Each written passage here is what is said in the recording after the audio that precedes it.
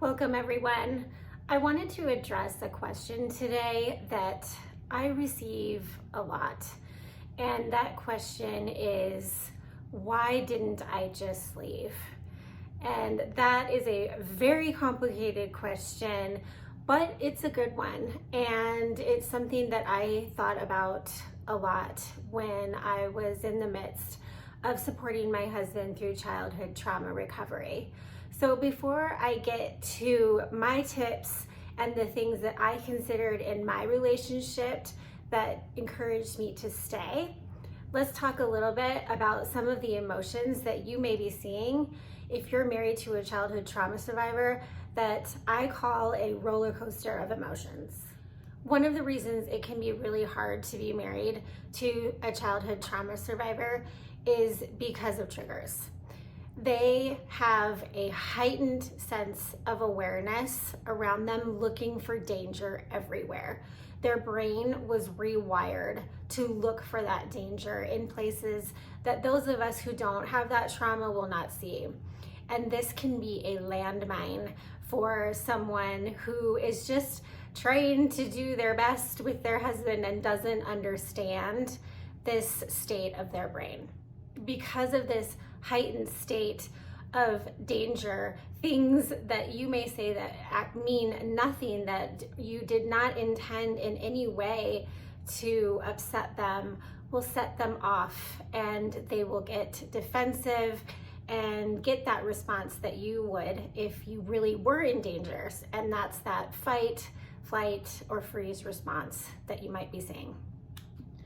The second reason it can be so hard is because of emotional regulation. Your husband may experience irrational mood swings, behaviors that you don't understand, sudden withdrawal and isolation that can last for days.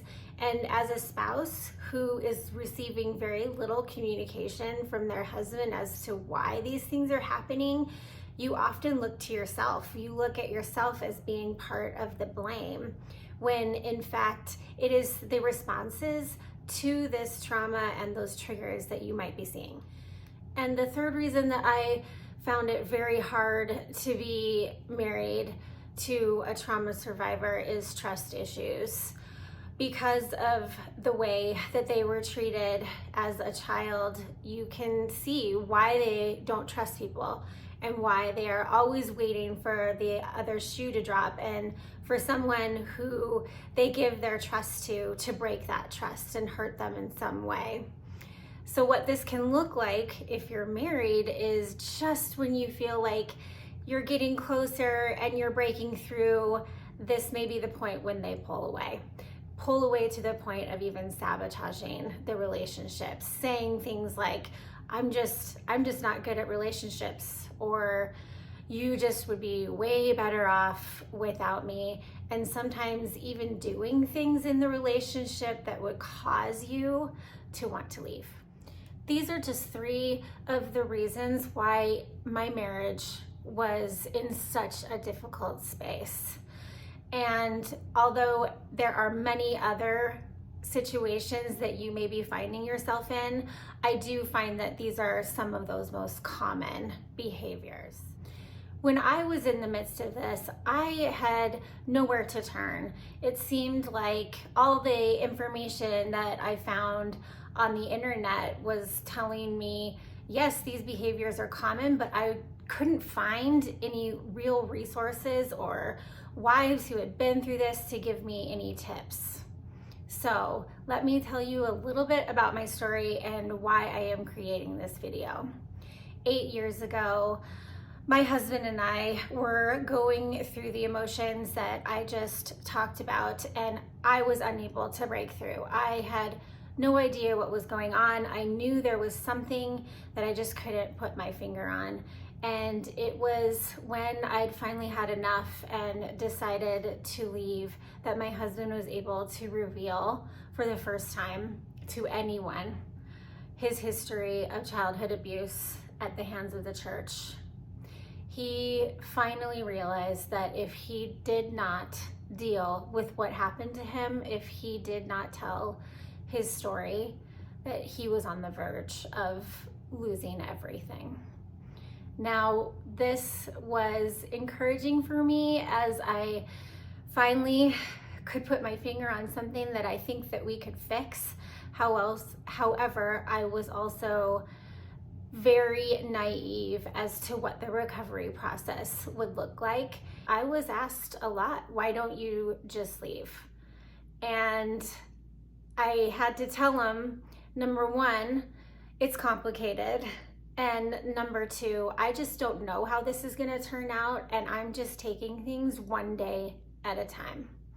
However, I do wanna give you some advice as far as the things that I had to see improvement in and the things that had to be in place in my marriage for me to continue to stay. But I also want to share a resource with you that I found after the fact, after, we were on our way to recovery. But this book was an amazing resource that I wish that I would have had when I was going through it. And it's literally called Should I Stay or Should I Go? And it gives you really good prompts and techniques about what a toxic relationship looks like, what you want your relationship to look like, and questions to ask yourself about whether or not it's something that you want to continue. So back to the 4 factors that I really needed to see in my relationship in order to keep going. And first and foremost, I had a stepdaughter and a son, and they were at top of mind. The impact to them was a huge part of my decision making. I had to weigh whether or not divorce was going to do them more harm than staying. And I think every relationship has a different situation. And if there had been harm or safety issues with my children, that would have been a different story for me. But I was willing to wait it out to see if we could get to the healing and happiness that we were both striving for, because my kids, they were affected, but I felt like divorcing and leaving my husband at that point would have done more harm than good. The second factor that I took into account was our progress with therapy. I had a team of support in order to get through this. My husband had a counselor, we had a couples counselor, and I ended up having a safe space, a safe therapist of my own eventually.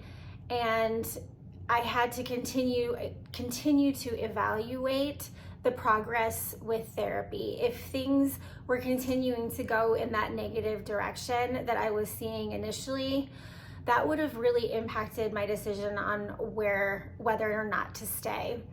And I want to let you know that the recovery process is one of ups and downs, but you ultimately should be seeing an upward trajectory. The third factor that was a decision maker for me was our support system. If I had to do this alone and isolated, I just don't think that I would have been able to make it through. But I had a conversation with my husband that I could not do this alone. I could not be his sole supporter, and he was willing and able to get me and himself the support that we needed. And the fourth factor was my husband's commitment to the marriage that we both dreamed of. We had the same goals for our marriage.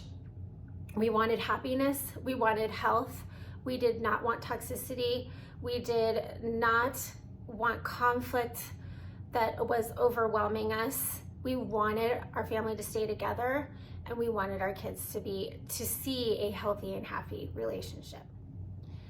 Deciding whether or not to stay in a marriage when you're struggling is such a difficult decision. And I want you to give yourself permission to take it one day at a time if you're just not sure. I had a lot of people, as I mentioned, asking me, what are you gonna do? What is the end goal here? And I just had to tell them, I'm taking it one day at a time. I'm taking these factors into consideration, and we will just see where it leads. So give yourself that permission to ask these questions, see where it leads. You don't have to make any decisions now, but I really hope that those factors help. And again, if you're in the midst of this, I highly recommend that book, Should I Stay or Should I Go? If you're looking for more resources, as you are a wife supporter of someone in childhood trauma recovery, please check out my website. I am on a mission so that wives do not have to suffer through this alone, and that they can learn from my story and the story of other women who are through this, so you can get the support and the community that I just couldn't find when I was going through it. Thank you so much.